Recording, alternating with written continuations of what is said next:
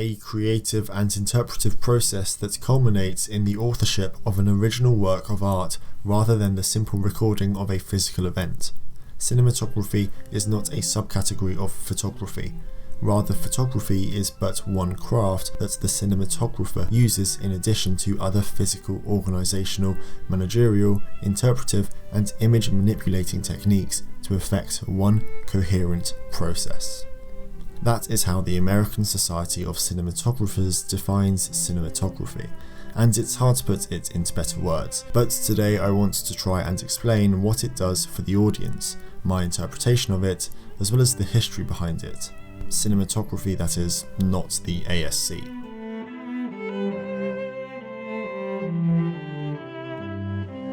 Louis and Auguste Lumière are names you've probably heard of if you've done any research into the history of film, as it was them who first used it publicly all the way back in 1895. Or if we really want to go back, in 1878, Edward Muybridge created this famous sequence by using a series of 24 stereoscopic cameras. Or to go even further back, in 1845, the first camera to make continuous recordings was invented by Francis Ronalds, and his technology was used well into the 20th century. But now I seem to be going off topic. If we look at actual motion picture, we have the Roundhay Garden scene from 1888, but the first commercial hit would be The Great Train Robbery, released in 1903. The film featured two directors but also two cinematographers, Edwin S. Porter and J. Blair Smith. It's in black and white and pretty short at only 12 minutes, but I'm left in awe every time I watch it. What gets me though is the fact that at the time of making this video, we still have someone on the planet who was alive when this film was made.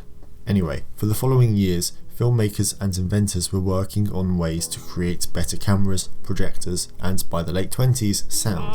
Later on in the 50s, colour was gaining a lot of popularity, as even though it had been used a bit before then, it was extremely expensive. However, we have actually had coloured film since the 1890s. Sure, they were coloured by hand, but it still must have been nice to have. To look at the actual meaning of cinematography though, the Oxford Dictionary defines it as the art of photography and camera work in filmmaking. And that's exactly what it is, so there's the video. But what are cinematographers supposed to do for the audience? Well, for one, we're there to create an atmosphere for the film. Now this comes in collaboration with pretty much every other department, as with set design they create the mood of the location. The editors decide when to cut, and that can easily change the direction of a scene. And I mean, it's the director's film, but we take all of it and use it to tell a story. Now, I've probably said that cinematography is about telling a story through images in every video I've published, but it's because it was one of the first things I was told to do. Forget making it look good, forget about that drone shot you wanted to do, and think about what you can do right now to further this story through your work. Maybe it's just leaving the camera static and letting a scene play out, or maybe it does require a $500,000 robot. The best advice I can give you is to just think about how you could tell a story through this shot. On the looks good aspect though, I can't say it doesn't matter, because it does. Sure, audiences aren't as likely to walk out if the cinematography is bad as if the audio was bad, but we still want to make it enjoyable. The amount of resources we have now are invaluable. You can learn how to turn an ugly shot into a pretty one in under 5 minutes. I mean, even by doing the most basic techniques of 3-point lighting, rule of thirds, and exposing for the windows or the sky, you'll most likely have a conventionally good looking shot. But make sure to have fun with it, as if you are watching this video, you're probably just starting out, and the best thing you can do is practice and be creative.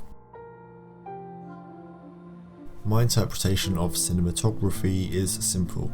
I want to do whatever I can do to bring the story to life. Sometimes that requires weeks of planning and an hour or more to set up the lights, or sometimes we just go outside with a camera and let the actors do their jobs. Look, I'm not here to give my thoughts on the practice and doing of cinematography, as I only ever use facts in my videos, and I don't want people to interpret anything I might think as fact.